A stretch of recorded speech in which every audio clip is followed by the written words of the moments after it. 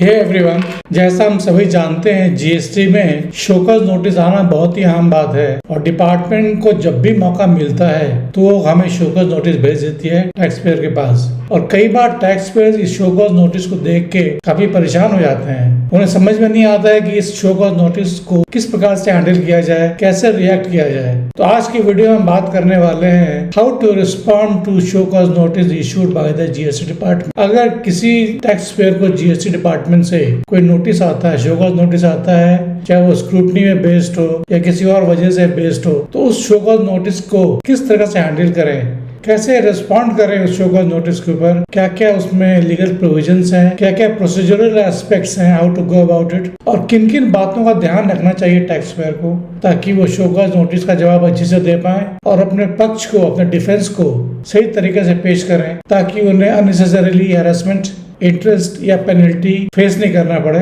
And they can handle their case with confidence. तो आइए हम चलते हैं अपने स्क्रीन के ऊपर, जहाँ हम देखेंगे कि किस प्रकार से कोई टैक्स पेयर जो है how he should respond to any show cause notice issued by the GST department. See you on my screen please. So welcome back on my screen. अब हम देखेंगे कि किस प्रकार से जो टैक्स पेयर हैं शोकॉज नोटिस आने के बाद किस प्रकार से वो रिस्पॉन्ड करते हैं। आइए हम चलते हैं रिस्पॉन्स फॉर्मेट एंड प्रोसीजर। पहले हमें क्या करना है, जो टैक्स पेयर है उन्हें पहले जाना है पोर्टल के ऊपर।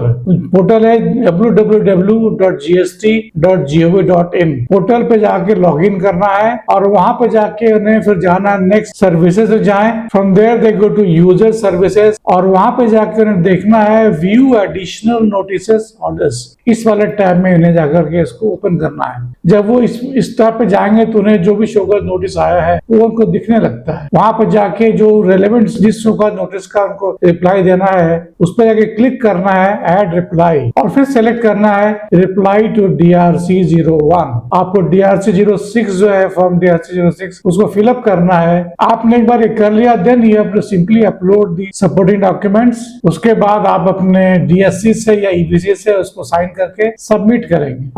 DRC 06 इसके थ्रू आपको, इसके माध्यम से आप अपना रिस्पॉन्स सबमिट करते हो GST डिपार्टमेंट को। तो ये जो फॉर्म DRC 06 है ये प्रिस्क्राइब किया गया under rule 142 subsection 4 of CGST rules. इस फॉर्म में क्या क्या डिटेल्स फिलअप करने पड़ते हैं, जो सबसे इंपॉर्टेंट होता है दैट इज GSTIN नंबर। उसके बाद आपको जो शोकॉज आया था उसका डिटेल्स फिलअप करना है, उसका reference number and date of show cause notice. तीसरा आता है फाइनेंशियल ईयर, जो भी रिलेवेंट असेसमेंट ईयर है उसको आप डालेंगे उसमें DRC 06 के अंदर। Then you have to go given the detailed reply. यहाँ पे जाके आपको पॉइंट बाय पॉइंट रिस्पॉन्स करना है जितने आपके एलिगेशंस हैं आपके अगेंस्ट में। एक बार आपने अपने रिस्पॉन्स पॉइंट वाइज सबमिट कर दिए तो आपको सपोर्टिंग डॉक्यूमेंट जो हैं अपलोड करने पड़ेंगे जो कि आपके केस को सपोर्ट करते हैं। आपसे पोर्टल में जब आप ये फॉर्म भर रहे होते हैं DRC 06, आपसे पूछा जाता है कि आपको ऑप्शन दिया जाता है कि आपको पर्सनल हियरिंग जो है तो लेना है या नहीं लेना है। इस बात का हमेशा ख्याल रखें कि जब भी आपको ऑप्शन मिलता है या ऑप्शन नहीं भी मिलता है, you must always ask for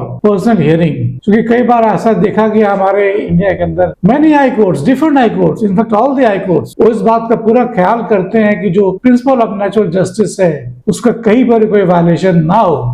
और पर्सनल हियरिंग जो है it is a very important aspect of principle of natural justice. बिना किसी को पर्सनल हियरिंग दिए हुए डिपार्टमेंट उसके अगेंस्ट में कोई एक्शन नहीं ले सकती है। तो जहां कहीं भी इस पर्सनल हियरिंग को नहीं दिया जाता है उस केस में कोर्ट जो सीधा ही मैटर को खारिज कर देती हैं और डिपार्टमेंट के पास वापस केस भेज दिया जाता है फिर से उसको ऑर्डर पास करने के लिए। इसलिए आपको पर्सनल हियरिंग का ऑप्शन देना अनिवार्य है। You have to give option for personal hearing. एक बार आपने सारे कुछ कर दिए फिर आपको अपने साइन करना है DRC 06 को। अब हम चलते हैं की legal principles and court rulings. जैसे मैंने आपसे कहा जो नेचुरल जस्टिस है इसकी रिक्वायरमेंट फर्स्ट एंड फॉरमोस्ट है। Courts have consistently held that natural justice is mandatory. ये बार बार कोर्ट ने कहा है कि नेचुरल जस्टिस जो है ये मैंडेटरी है in all the GST proceedings. तो अलग अलग कोर्ट्स ने अलग अलग फैसला दिया है प्रिंसिपल ऑफ नेचुरल जस्टिस के ऊपर। मध्य प्रदेश हाई कोर्ट ने ये कहा है in the case of Raymond limited versus union of India की एटलीस्ट शोकॉज नोटिस का जवाब देने के लिए 30 डेज का जो टाइम है वो एक रीजनेबल टाइम पीरियड है। और उसके अलावा दिल्ली हाई कोर्ट ने ये कहा है in the case of Exide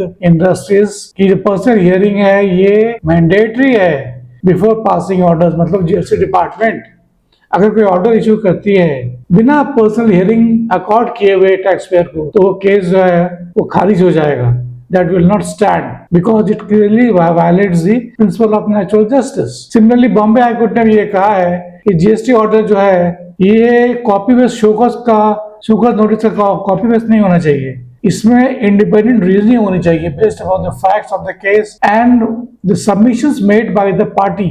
जो टैक्स पेयर ने सबमिशन दिया है अपने पर्सनल हियरिंग में या अपने रिप्लाई में, तो ये जो सारे केसेस हैं जो हमने आपको बताया केस लॉ जो है ये बेसिकली ये पार्ट है प्रिंसिपल ऑफ नेचुरल जस्टिस के। इस टॉपिक के ऊपर मैंने एक वीडियो बनाया है, उसका लिंक मैं डाल दूंगा डिस्क्रिप्शन पे कि किस प्रकार से जो प्रिंसिपल ऑफ नेचुरल जस्टिस है या पीएनजे है ये इंपॉर्टेंट है in all the proceedings in the court as far as GST is concern. अब हम चलते हैं, ये देखते हैं कि शोकॉज नोटिस का रिप्लाई कैसे देना चाहिए, इसके बेस्ट प्रैक्टिसेस क्या हैं।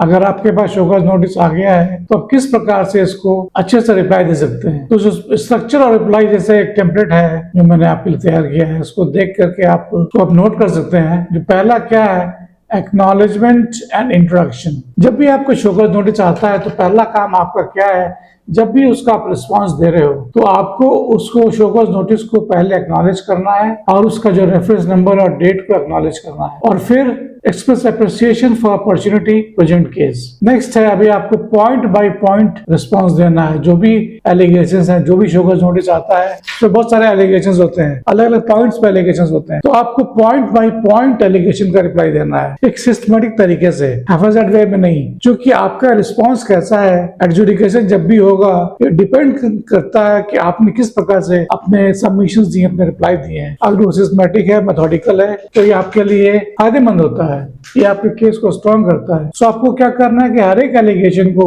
सेपरेटली एड्रेस करना है और सिस्टमैटिकली एड्रेस करना है। पॉइंट जब भी करोगे कोई एलिगेशन लेके चलते हैं तो उस एलिगेशन ने क्या क्या पॉइंट्स रेज किए डिपार्टमेंट ने, उसको देख के आपको उसके अगेंस्ट में आपकी रिप्लाई देनी है और जहां तक पॉसिबल हो फैक्चुअल रिबटल दें विद सपोर्टिंग एविडेंस। अगर आपके पास कुछ डॉक्यूमेंट्स हैं, सपोर्टिंग डॉक्यूमेंट्स हैं, उसको आप पेश करके, प्रेजेंट करके, साइट करके अपना रिस्पांस दे सकते हैं।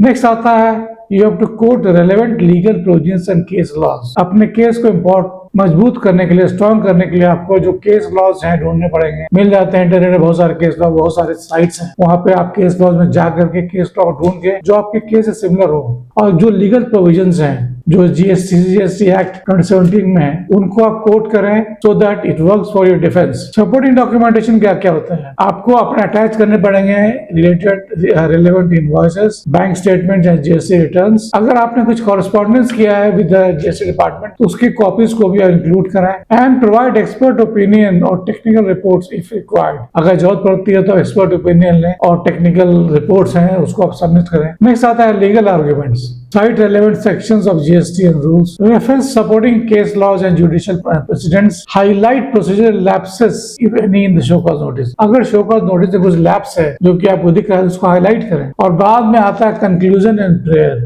सारे पॉइंट वाइज रिप्लाई आपने दे दिए तो फिर आपको क्या करना चाहिए, एक समरी देनी पड़ेगी आपको समराइज करते हुए। In the end before you close your submissions आपको समराइज करके अपने आर्गुमेंट्स देने पड़ेंगे and you have to explicitly request for personal hearing.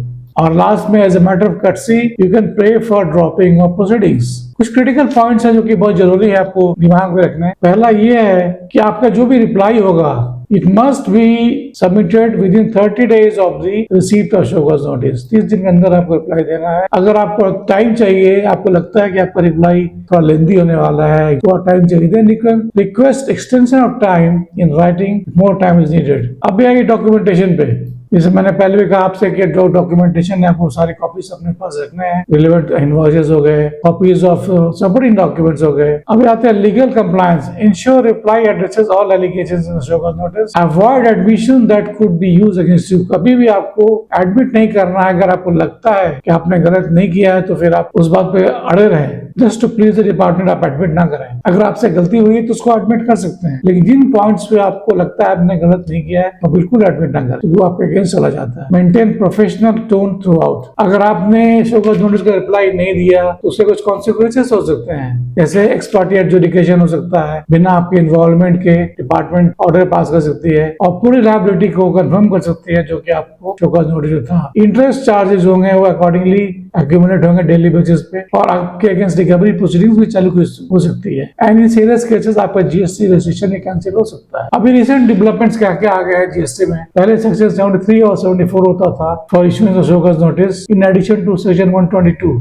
अभी क्या है 74A आ गया है, जो नया सेक्शन आ गया है 74A, जो कि दोनों फ्रॉड और नॉन फ्रॉड केसेस को डील करता है। जो जुडिशियल ट्रेंड्स चल रहे हैं आजकल वो ये चल रहा है कि नेचुरल जस्टिस मैंडेटरी हो गया है, रिक्वायरमेंट ऑफ रीजन ऑर्डर होना चाहिए विद इंडिपेंडेंट एनालिसिस। ये नहीं कि जो शो कॉज नोटिस में लिखा है वही आपने कॉपी पेस्ट कर दिया ऑर्डर में। और protection of taxpayers right through procedural safeguards, emphasis on fair hearing and opportunities. इस बात का हमेशा ख्याल रखें जो शो कॉज नोटिस है ये आपके अगेंस्ट कोई फाइनल ऑर्डर नहीं है, बल्कि आपको एक अपॉर्चुनिटी दिया जा रहा है तो प्रेजेंट योर केस। अगर आपने अपने केस को अच्छे से प्रेजेंट कर दिया तो आपके अगेंस्ट केस ड्रॉप हो सकता है। इसीलिए आपका जो भी रिस्पांस होगा डिटेल्ड होना चाहिए, वेल डॉक्यूमेंटेड होना चाहिए और हर एक पॉइंट ऑफ एलिगेशन को एड्रेस करते हुए होना चाहिए। अगर आपको वीडियो पसंद आया, कुछ वैल्यू मिला, then please like it, channel को सब्सक्राइब करें। कुछ क्वेरी है can ask me and I will definitely reply to it. Thanks for watching, see you soon.